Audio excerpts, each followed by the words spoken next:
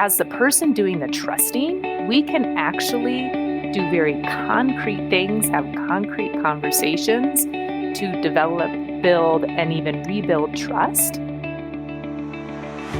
Welcome to Season 3 of Leadership Impact, the podcast for modern executives who are reinventing leadership within their organizations, with your host, Executive Leadership Coach and CEO of the Granger Network, Kari Granger, and me, Paul Adams, CEO of Sound Financial Group.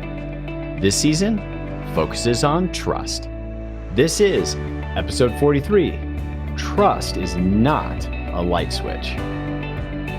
Welcome back to Leadership Impact. Today we're going to take a look at how trust is not an on-off switch. It's not a light switch. It's something that's built over time through conversations.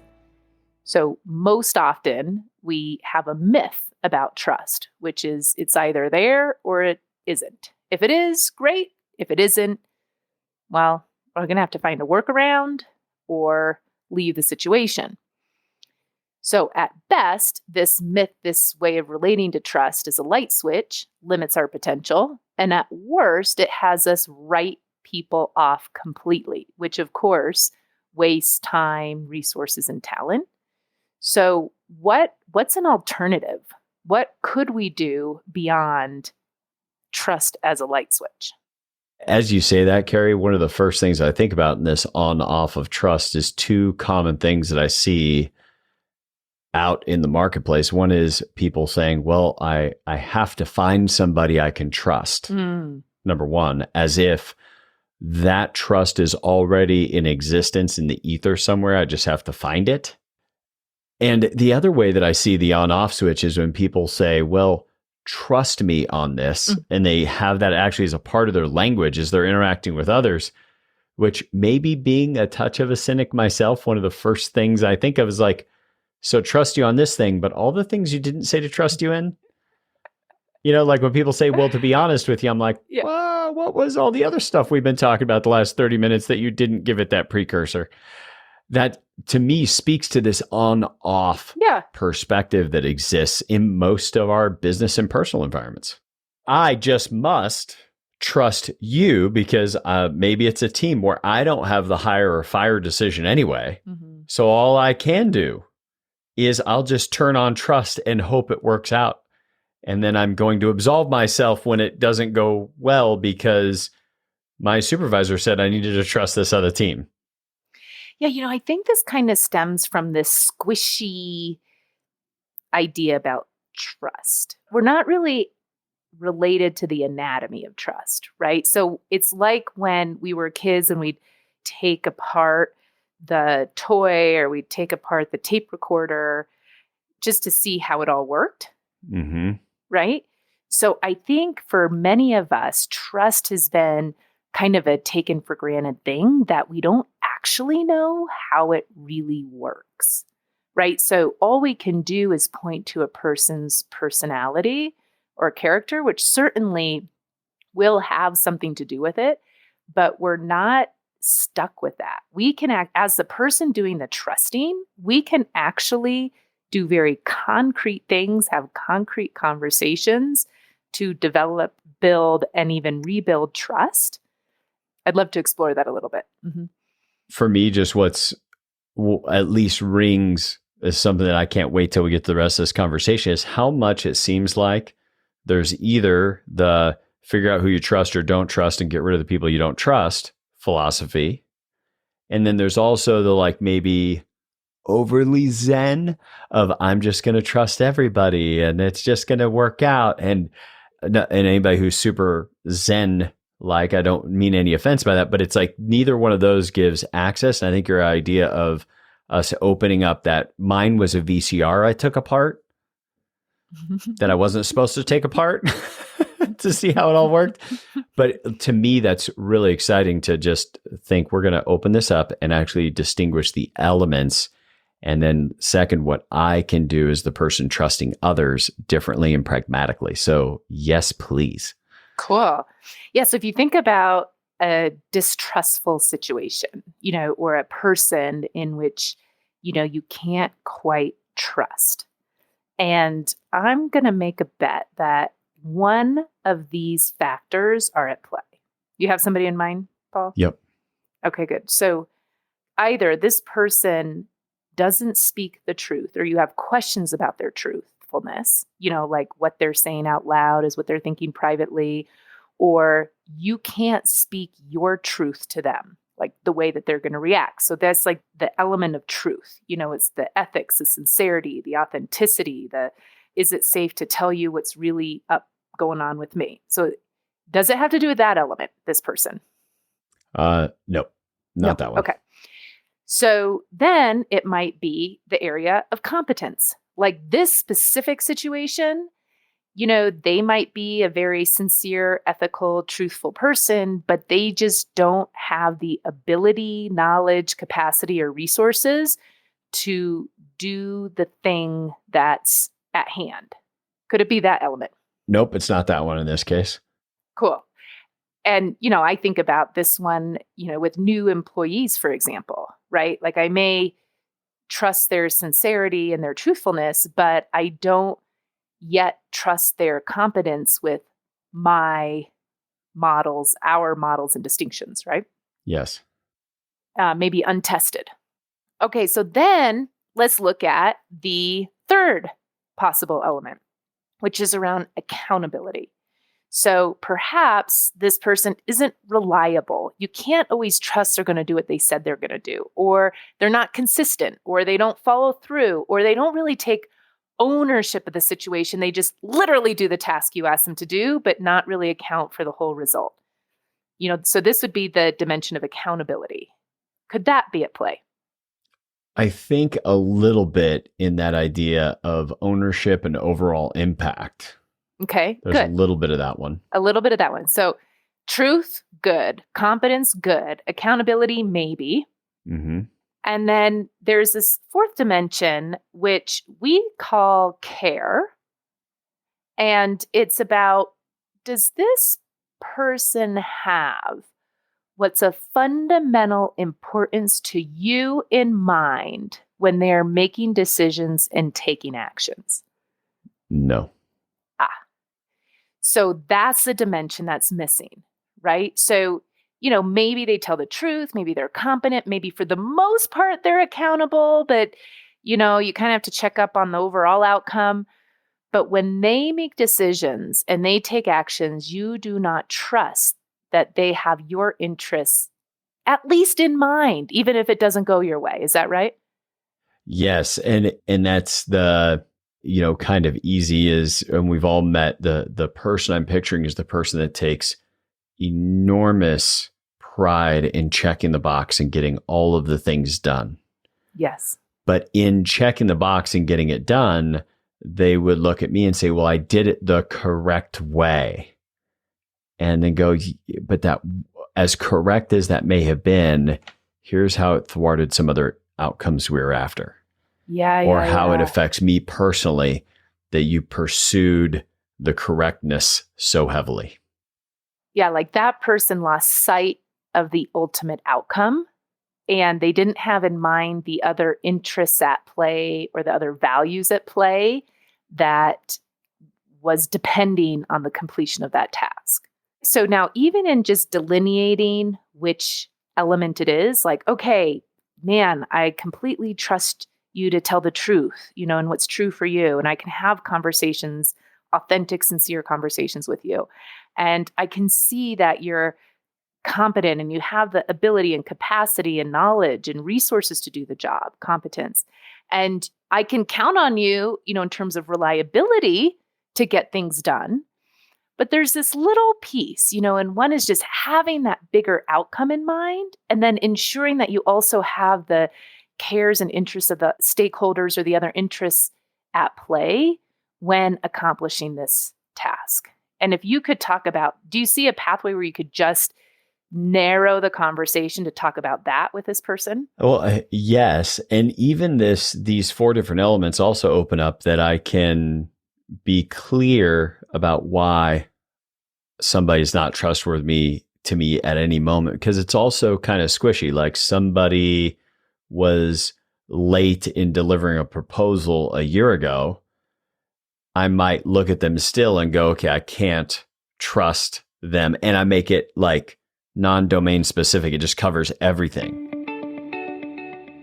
With that, let's just take a short pause for an important message from the Granger Network.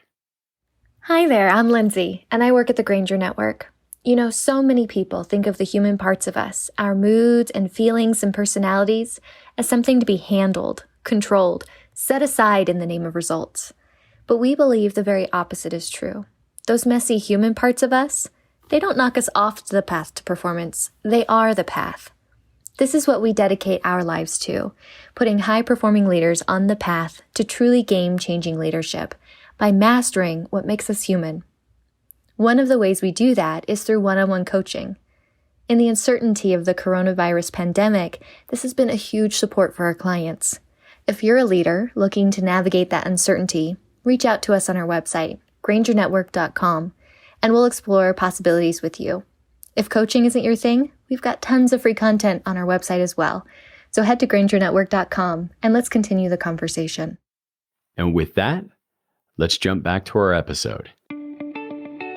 So, one, as you kind of lay out those different distinctions for trust, that's a big deal to see those moving parts of the VCR. And then with this person specifically, yes, I could see that it's like you knock it out of the park in these three other areas.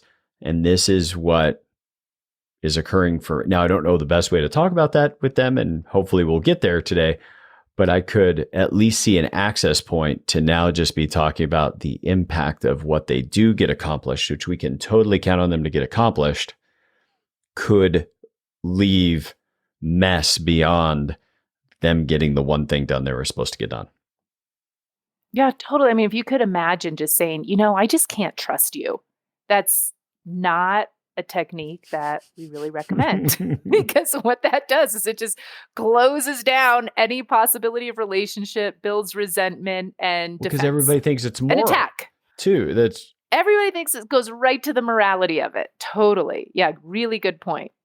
So what we find is that, first of all, just having the anatomy allows you to diagnose where it's missing. And then it takes this big thing like, I just can't trust that person, to a much more narrow scope that I can now take action. And what's the action? The action is a conversation.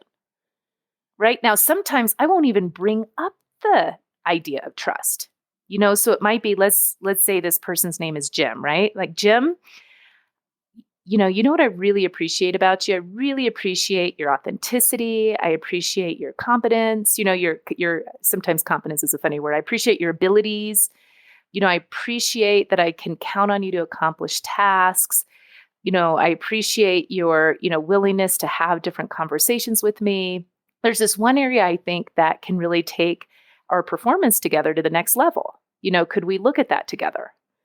Most people will say yes, right? And you say, great. Well, it's this thing around having the bigger outcome in mind. So I don't think I've shared with you the different interests and cares or values that are going into the completion of this task. So we have to think about our customers this and our fiscal stability. So I haven't shared with you these different cares and interests. And I'm curious if knowing that, if that alters the way that you might go about this task in the future. I mean, I just got to go back to something that we covered prior that you demonstrated so well, but if somebody's a first-time listener, they may not pick up this distinction. But the mere fact that you started with curiosity, we've talked about that before on the show, and the importance of just being able to be curious going in, and that even in the broaching of the topic, here's the things I do appreciate that you do. Acknowledge them for those things. And I think our performance could be even better as a team. Would you be open to exploring that? So you're also inviting their curiosity into the conversation by doing that. And then you articulated the entire piece of there might be some other things that I think may influence the way you looked at that. Would you be open to me sharing those with you? And so there was like 3 permission requests, so that even if they were not vested in the conversation originally, you've now given them at least 2 opportunities to opt in to the conversation that you want to have with them, all before you ever got to laying it out. And what do I hear people do all the time in business is, hey, listen, I got to talk to you about something. When you did that thing, you didn't realize it made this customer mad and caused this thing over here on the balance sheet. And I know you thought you got your thing done, but you just screwed up a bunch of stuff for everybody else. Now that maybe saved 40 seconds on the front end, but may have cost us years of effectiveness in an organization. Yeah, awesome. And one of the things I see most often is this dimension with supervisors and supervisees is that the supervisor actually has not educated or shared the supervisee the different fundamental cares at play with the different stakeholders. So they actually have delegated or assigned a specific task, and the person doing the action truly does not have the interests of the other stakeholders in mind because they don't know that. They don't have them in mind because they've never had them in mind. Exactly. And when we do performance feedback at the Granger Network, we actually do it according to these 4 elements. So we talk about, do you withhold or hide information? Do you feel like you can share what's true for you? And we'll have dimensions inside of truth. Competence is where we actually lay out the job descriptions, which most performance feedback is only about competence. Accountability, we have very specific behavioral metrics around what it is to follow through, owning the outcome, being reliable, things like that. And then care is, have you taken into account the interests of the relevant stakeholders in performing your work? And each of these is an opportunity for a dialogue.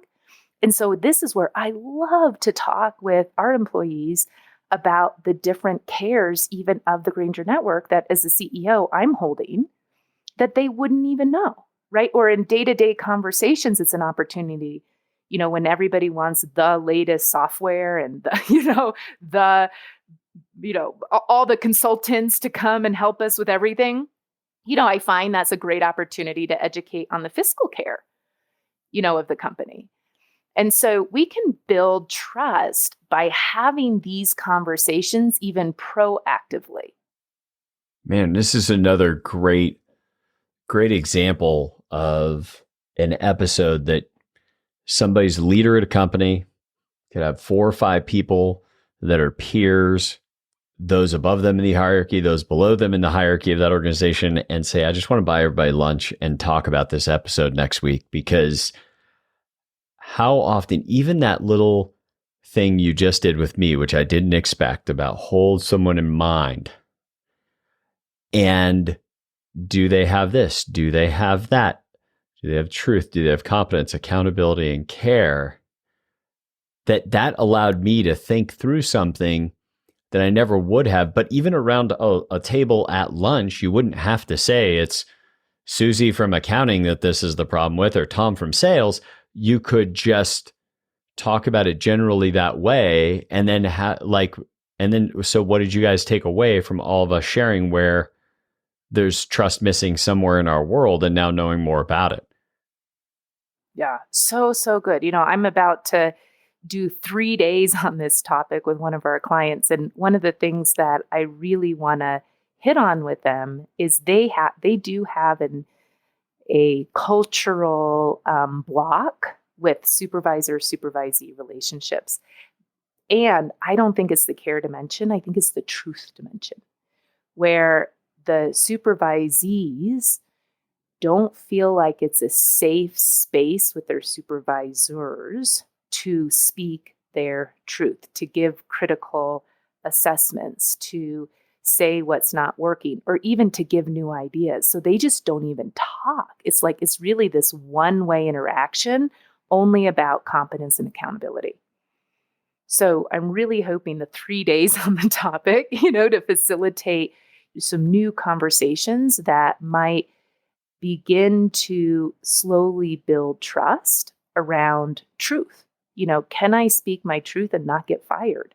Which is a common ungrounded assessment, which you may have to listen to another episode to learn about, but, a common ungrounded assessment that many people in an organization hold. Wow, Kari, this has just been as always, new and insightful for me, a topic that I've spent most of my career learning about. And yet this idea of just questioning in picture a relationship where you think trust is not present, and then working through each of those 4 distinctions. This is one of those episodes I can't encourage anybody enough to just text to 2 or 3 key team members, set up a coffee, drinks after work or lunch, just to be able to talk through what they got from this episode, what you got from this episode. And maybe if there's somebody who's really tight in there, you may want to have a one-on-one with them and say, is there any place in this layering of trust, these different elements, that I could get feedback on from you? And it might forever change those relationships and the effectiveness of your team. So thank you again, Kari, as always, on behalf of one of your listeners at least, and also happens to be co-host, but on behalf of all our listeners, thank you for this gem. And we hope that this has been a contribution to your leadership impact. Thank you for tuning into Leadership Impact, the podcast for modern executives who are reinventing leadership within their organizations. Subscribe now at Apple Podcasts, Google Podcasts, or wherever you get your podcasts.